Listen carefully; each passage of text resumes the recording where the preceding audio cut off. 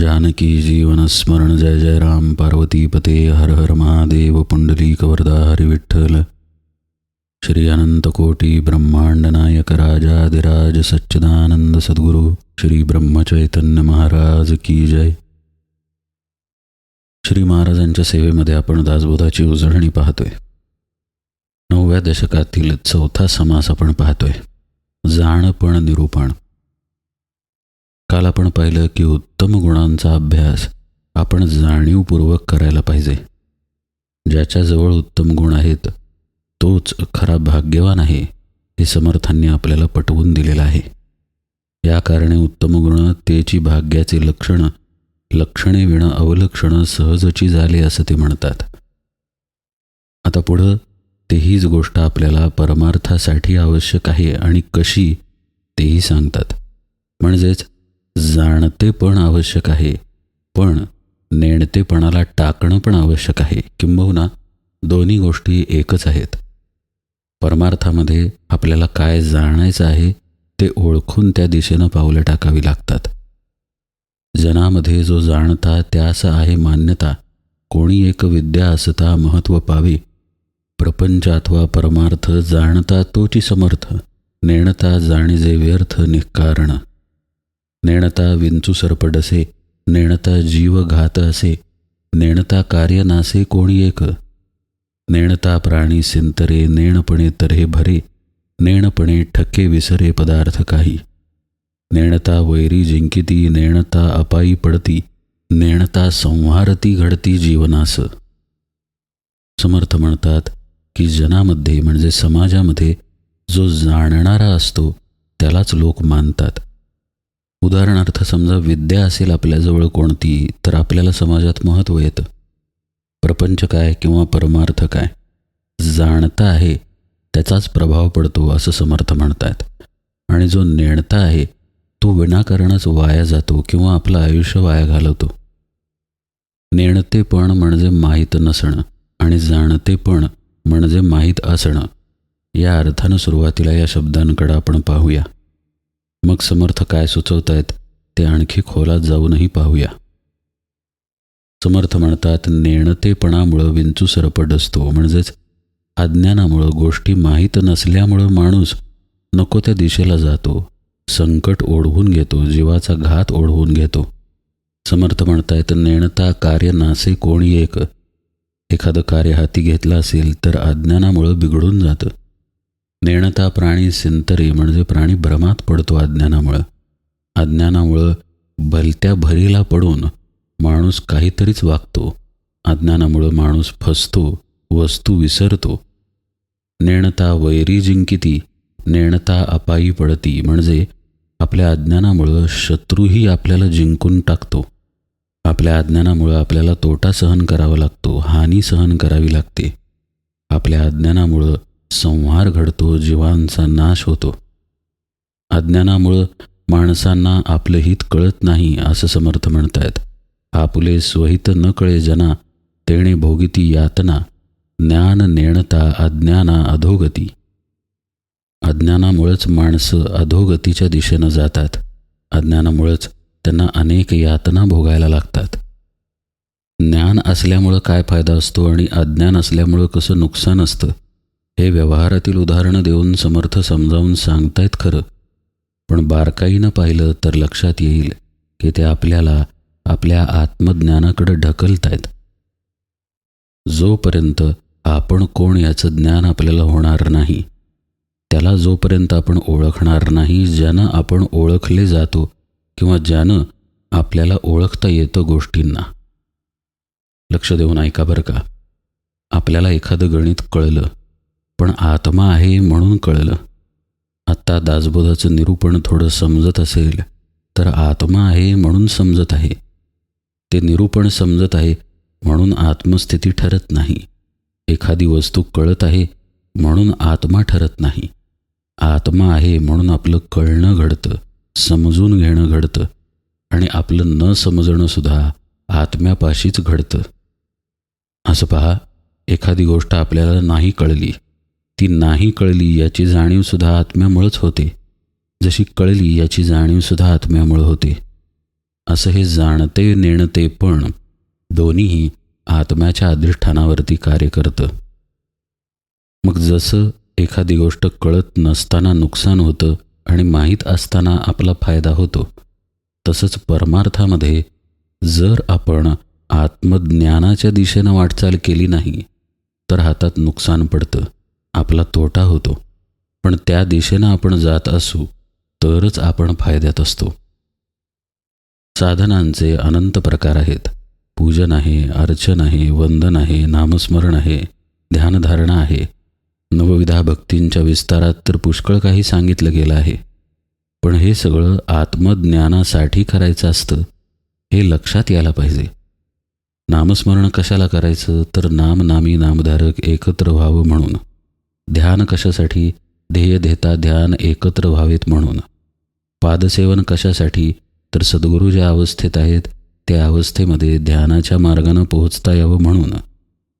अर्चन वंदन इथं सगळीकडं आपल्या स्वतःला आपल्याला अर्पण करायचं आहे. म्हणजेच प्रत्येक गोष्टीचा हेतू आधी आत्मा जाणून घेणं हा परमार्थामध्ये आहे. हे खरं जाणणं आहे. म्हणून समर्थ व्यवहारातलं उदाहरण समजावून देत आहेत की पहा, व्यवहारात जर जाणता असेल तरच तो तरुण जातो, तरच त्याला सन्मान मिळतो, मान्यता मिळते. जनामध्ये जो जाणता त्यास आहे मान्यता. समर्थ म्हणतात, माया ब्रह्म जीव शिव सारासार भावाभाव जाटिल्यासाठी होते वाव जन्ममरण. पहा, माया ब्रह्म जीव शिव सार आणि असार, भाव आणि अभाव याचं ज्ञान झालं म्हणजे जन्ममरण नाहीसं होतं असं समर्थ म्हणतात. व्यवहारातल्या विषयाकडून हळूहळू परमार्थामध्ये आले. जाणून घेणं हे महत्त्वाचं आहे. ओळखल्यानंतर आपली बाधा नाहीशी होते. असं पहा, आत्तापर्यंतच्या निरूपणात आपण वारंवार पाहिलं की आपल्याला मिळालेला देह, आपल्याला मिळालेलं मन, बुद्धी इत्यादी गोष्टी साधनं आहेत. जशी एखादी भाजी करण्यासाठी आपण कढई वापरतो, चमचा वापरतो, तिखट मीठ वापरतो, अग्नी वापरतो, सगळी साधनं आहेत. प्रत्यक्ष जेवताना आपण अग्नी जेवत नाही, प्रत्यक्ष जेवताना भांड खात नाही, पण वापर मात्र केलेला आहे. तसं आपल्याला या देहाचा वापर करून आत्मज्ञानापर्यंत पोहोचायचं आहे. ते जिथे आहे तिथे मुक्कामी स्थिर आहे, ते कुठेही गेलेलं नाही. जसं आपण व्यवहारात जाणतेपणाला महत्त्व देतो, एखादी गोष्ट समजून घेतो, तसंच परमार्थामध्ये हे जाणून घ्यायचं आहे की आपण कोण आहे. जाणल्यानंतर आपल्या भौतिक स्थितीत काही फरक पडणार नाही, पण आपली जाणीवच बदलून जाते की आपण कोण आहे. यालाच देहबुद्धी पालटणं असं म्हणतात. नाहीतर देहबुद्धी टाकणं म्हणजे देहाचा एखादा अंग टाकणं थोडीच आहे, किंवा देहच संपवणं थोडीच आहे. पण तो मरूनच जातो, देहाच्या ठिकाणी मरून जातो आणि आत्म्याच्या ठिकाणी जिवंत राहतो. म्हणजेच ज्याला जाणायला पाहिजे त्याला तो जाणून घेतो.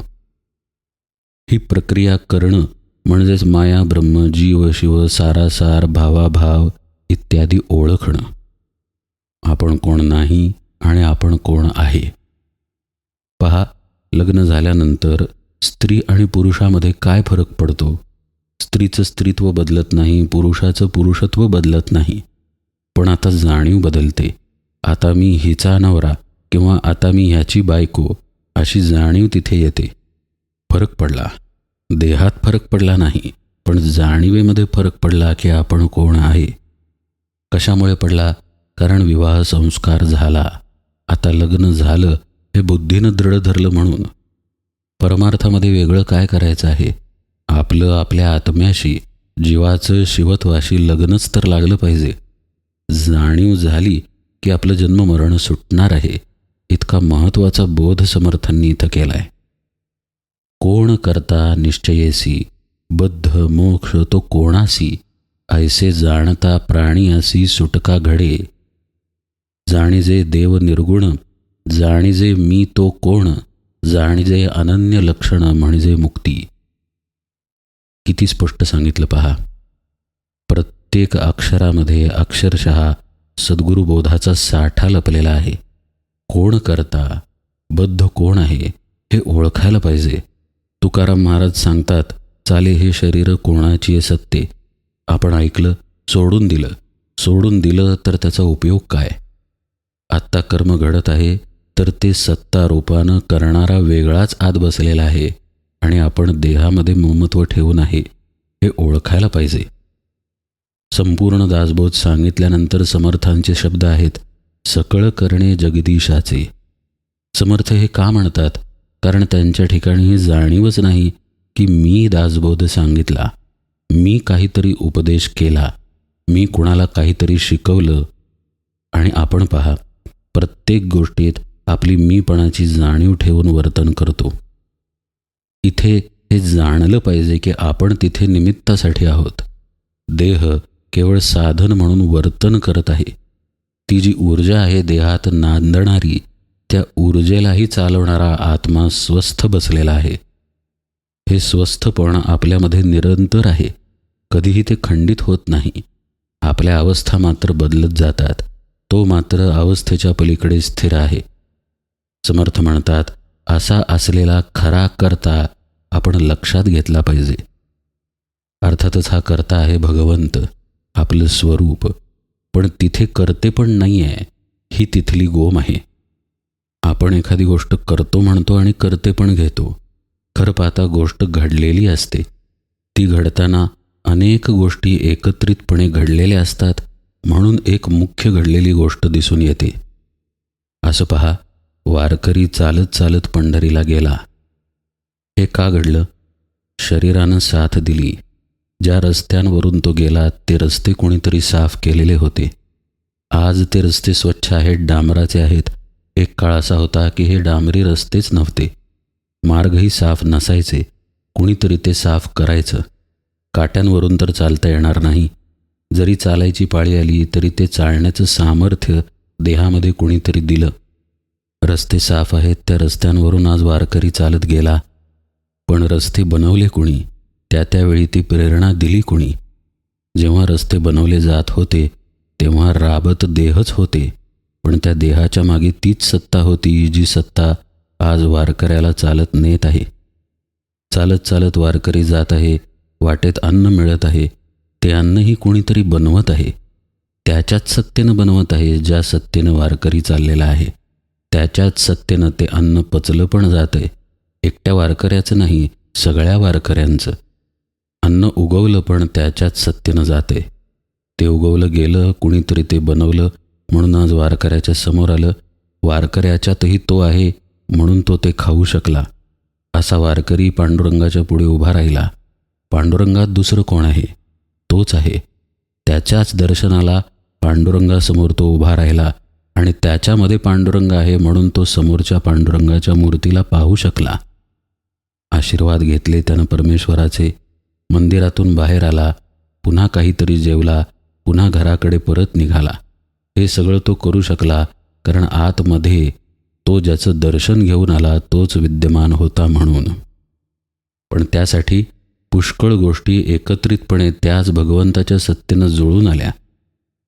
मंदिर बांधलं गेलेलं आहे, मूर्ती तिथे आहे, त्याची पूजा घडत आहे. त्या सगळ्याच्या मागे करणारा कोण आहे?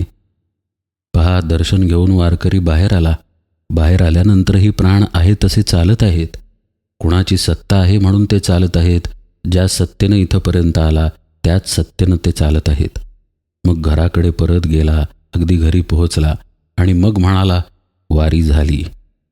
आता सर्व घटनांकडे जर वरून आपण पाहिलं तर लक्षात येईल की वारी केली गेली नाही, वारी ही घडली, भगवंताच्या कृपेनं घडली. समर्थ म्हणतायत, कोण करता निश्चयेसी. मग इथं मी यानं काही केलं का?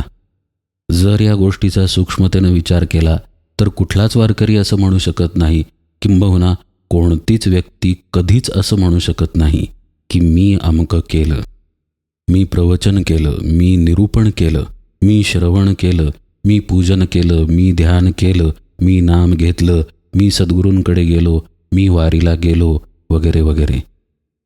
मी आल्यानं तिथं अभिमान येतो. वस्तुतः तिथं मी असतच नाही. कोणत्याही दृष्टीनं जरी पाहिलं, तार्किकदृष्ट्या जरी पाहिलं तरी लक्षात येईल की अनंत गोष्टी जोडून आल्या आहेत म्हणून घटना घडली आहे. आणि भक्तिभावाच्या दृष्टीनं पाहिलं तरी कळेलच की आपण तिथे नाही. गोष्ट घडली पण आपल्याकरिता घडली. माऊली ज्ञानेश्वरीच्या 4थ्या अध्यायात म्हणतात, हे मजची स्तव जाहले परी म्या नाही केले, ऐसे जेणे जाणिले तो सुटला गा. समर्थ वेगळं काय सांगतायत? स्पष्टपणे हेच सांगतायत, कोण करता निश्चयेसी बद्धमोक्ष तो कोणासी, ऐसे जाणता प्राणी असी सुटका घडे. हे कळलं की भगवंतच तिथे आहे, केवळ तोच तिथे आहे, अन्य कोणीही तिथे मी म्हणून तर नाहीच नाही, की सुटका झालेलीच आहे. घडलेली गोष्ट दिसून येते पण आता सूक्ष्मदृष्टीनं पाहू. घडलं हे कळतं कोणाला, कुठे आणि कशाच्या माध्यमानं? आपल्या बुद्धीत कळेल की घडलेलं आहे, पण माध्यम आहे पुन्हा आपल्या इंद्रियांचंच, आपल्या स्थूल दृष्टीचंच. ती दृष्टी, ती इंद्रिये, ती बुद्धी, ते मन आत्म्याच्या सत्तेवर कार्य करतं हे आपण विसरतो. केवळ तिथंपर्यंतच थांबलो तर भासामध्ये अडकलो. गोष्ट घडलेली आहे पण ती घडलेली आपल्या मीमुळं आपल्याला कळत नसून आत्म्यामुळंच कळते आणि घडते सुद्धा आत्म्याच्याच अधिष्ठानावरती. आत्ता घडत असलेल्याच घटनेचं उदाहरण पाहू. आपण निरूपण ऐकतोय का? तर हो, ऐकतोय. म्हणजे आपण निरूपण ऐकत आहे हे आपल्याला कळलं. हे कळतं बुद्धीमध्ये. पण निरूपण ऐकण्याची क्रिया पहा, कानांमधून होतीये.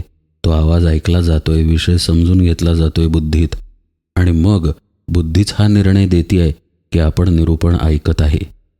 मनामध्ये त्या निरूपणाचे विचार आहेत. हे सगळं काही आहे.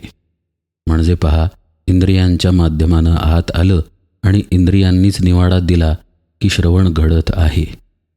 पण घडलं कशाच्या सत्तेवरती? आत्मा जर काढला, जीव चैतन्य जर वजा केलं तर इथे श्रवण घडू शकत नाही. मोठ्या आवाजात प्रेताच्या शेजारी निरूपण लावलं तर प्रेत म्हणणार नाही की निरूपण ऐकणं घडतंय. म्हणजेच चाले हे शरीर कोणाची आहे सत्ते, कोण बोलविते हरिविण, देखवी ऐकवी एक नारायण, तयाचे भजन चुको नका. त्या नारायणाला ओळखलं, हे जाणलं की तोच तेवढा तिथे आहे की मनुष्य सुटला. कोण करता निश्चयसी तो हा नारायण आहे, भगवंत आहे, आत्मस्वरूप आहे. किंवा माऊलींच्या भाषेत, हे मजची स्तव जाहले परी म्या नाही केले, ऐसे जेणे जाणिले तो सुटला गा. समर्थ म्हणतायत, तशीच मोक्षदशा आहे आणि बद्धदशाही आहे. बद्ध नेमका कोण असतो आणि मोक्ष नेमका कोणाला मिळतो किंवा कोण मुक्त होतो हे कळलं तर तिथे सुटका होईल. समर्थ सारखा इशारा देत आहेत, तो आपल्या स्वरूपाकडेच देत आहेत. स्वरूप कळल्या कळल्या तिथंच मोक्ष आहे. मग लक्षात येतं की बद्धपण हे देहाला आहे, मनाला आहे. जीवभाव बद्ध दशेचं प्रतीक आहे. तो पालटला की तिथंच मोक्ष आहे. जाणीजे देव निर्गुण, आता तर त्यांनी स्पष्टच सांगितलं. जाणीजे मी तो कोण, जाणीजे अनन्य लक्षण म्हणजे मुक्ती. निर्गुण परमात्म्याला म्हणजेच आपल्या स्वरूपाला जाणलं, मी कोण आहे याचं ज्ञान करून घेतलं, म्हणजे लक्षात येतं की मी आणि तो देव एकच आहोत. जाणीजे अनन्य लक्षण. श्री महाराजांचं 16 जुलैचं प्रवचन पहा. श्री महाराज स्पष्टपणे म्हणतात, मी कोण हे आधी जाणले पाहिजे. परमात्मा कोण ते मग आपोआपच कळते. दोघांचेही स्वरूप एकच आहे, म्हणजे दोघेही एकच आहेत. श्री महाराज पुढे म्हणतात, परमात्मा निर्गुण आहे. पहा, समर्थ इथे म्हणतायत, जाणीजे देव निर्गुण. श्री महाराज पुढे म्हणतात, आणि तो जाणण्यासाठी म्हणजे निर्गुण परमात्मा जाणण्यासाठी आपणही निर्गुण असायला पाहिजे. म्हणून आपण देहबुद्धी सोडली पाहिजे. कोणतीही गोष्ट आपण जाणतो म्हणजे आपल्याला त्या वस्तूशी तदाकार व्हावे लागते. त्याखेरीज जाणणेच होत नाही. म्हणून परमात्म्याला जाणण्यासाठी आपणही नको का परमात्म स्वरूप व्हायला? यालाच साधू होऊन साधूस ओळखणे किंवा शिवो भूत्वा शिवम यजेत असे म्हणतात. हे श्री महाराजांच्या प्रवचनातलं जसं आहे तसं वाचून दाखवलं. जे समर्थ आपल्याला सांगतायत तेच श्री महाराजांनी अगदी सोप्या भाषेत सांगितलं आहे की देहबुद्धी सोडली म्हणजेच मी आत्माच इथे आपण स्थिर झालो की आपोआप मी कोण हे ओळखलंच जातं. तिथं वेगळेपण नाहीच आहे. जाणीजे अनन्य लक्षण म्हणजे मुक्ती. जितुके जाणून सांडिले तितुके दृश्य ओलांडिले, जाणत्यास जाणता तुटले मूळ मीपणाचे, असं समर्थ पुढच्या ओळीत म्हणतात. आपण त्याचा विस्तार उजळणीमध्ये यथावकाश पाहूया. आज निरूपण सेवेला इथेच विराम देतो. जानकी जीवन स्मरण जय जय राम.